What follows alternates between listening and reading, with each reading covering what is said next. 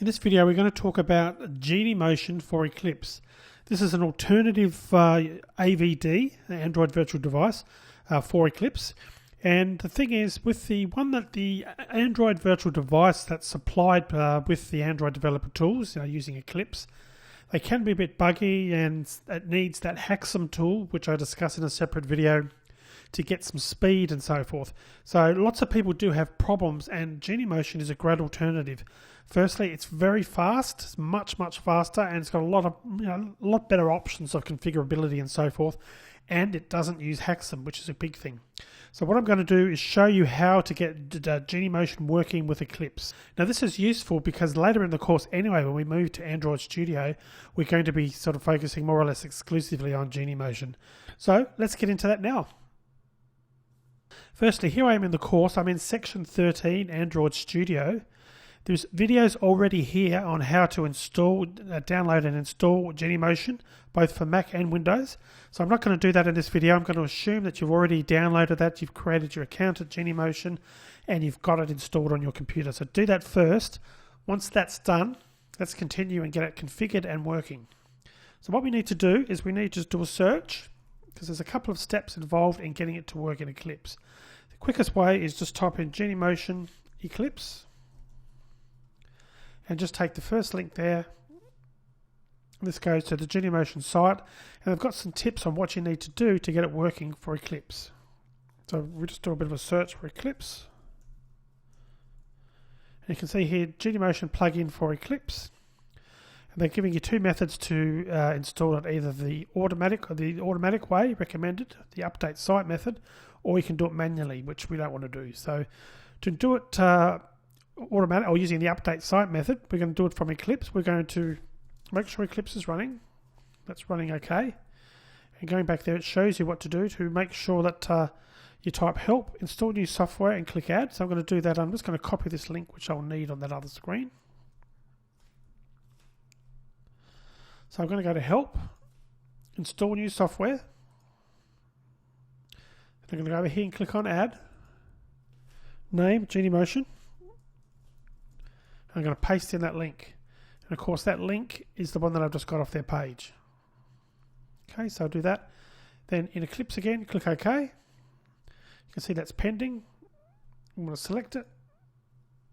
Click on next. Click on next again. Need to accept the license agreement and click on finish.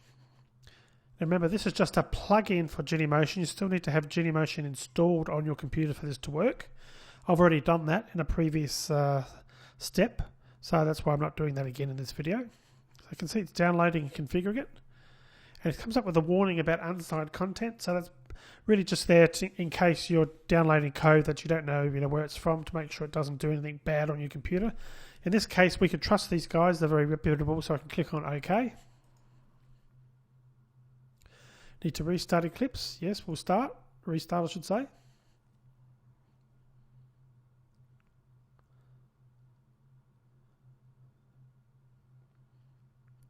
Now, once it's restarted, which it has now, you can see we've got this extra little icon. That's the Genymotion icon.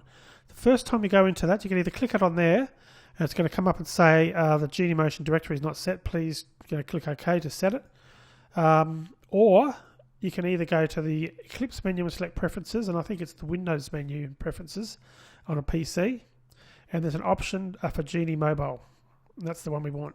So what you have to do the first time, you need to specify where Genymotion is installed. So on a Mac, I can just click on Browse, and I can go to my applications. I can just sort them alphabetically and go to Genymotion. Now that's all I have to do for a Mac.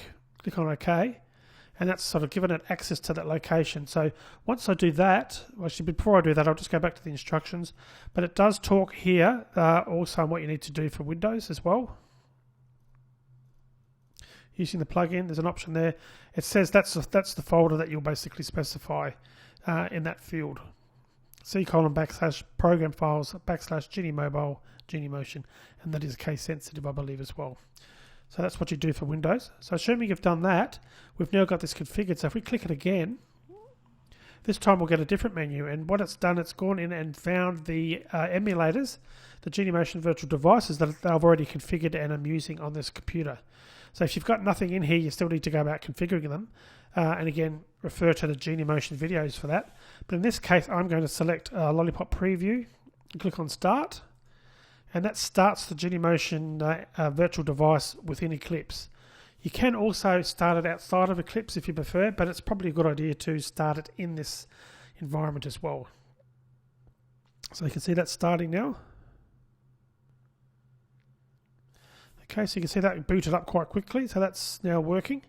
So now we should be able to go back here, and if we do a refresh, you can see now it's got an IP address because it's connected to the internet, and the state is now on. So it's obviously working and it's found it. So as far as the plugin is concerned, it's communicating with Genymotion fine. So if I close that down now, I should be able to run this on the emulator. Now you can see it's come up with Genymotion Lollipop Preview, which is what the name of the one that of the virtual device I created. Click OK.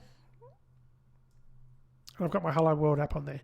So you will find that Genymotion is a lot faster in general. It doesn't need Hexam. And the other thing I recommend you do is if you're not going to be using the Android virtual devices and you have installed Hexam, you should uninstall that. So to do that, you can do another search and uninstall Hexam Mac. I'm going to show the Mac version first, because the reason you want to uninstall it is it's going to clear up some of that memory, because Hexam will take between 500 meg to 2 gigabytes depending on how you've configured it of memory. So you may as well get that space back if it's going to be sitting there unused. So I've just selected the first link from Intel.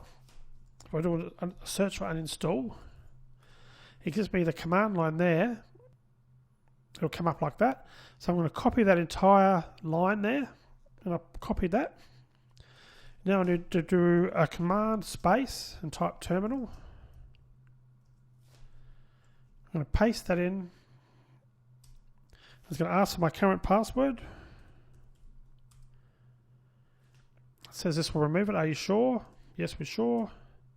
Removing, and it's been uninstalled. So that's how to delete it from the Mac. And then to delete it from Windows, it's much easier actually. It's just, I think it's from the command, from control panel. But if you just do a search for uninstall Hexam Windows, and obviously I'm running this video on a Mac, so I can't show you how to do it, but if we just do that search, as I've said, uninstall. To uninstall Intel Hexam, run the installer again, so you can just do that, or use the control panel. So there's obviously an option in the control panel to disable it. So make sure that if you've got Genymotion working, that you do that. The last thing before I finish is what I recommend you do before you do any uninstalling. Make sure you have got Genymotion working, like I showed in this video first. You don't want to uninstall it and then find that Genymotion doesn't work for some reason, and then you've just sort of wasted your time. Okay, so I'll leave it there for now. If you've got any other questions, as always, let me know in the discussion area, and I'll see you in the next video.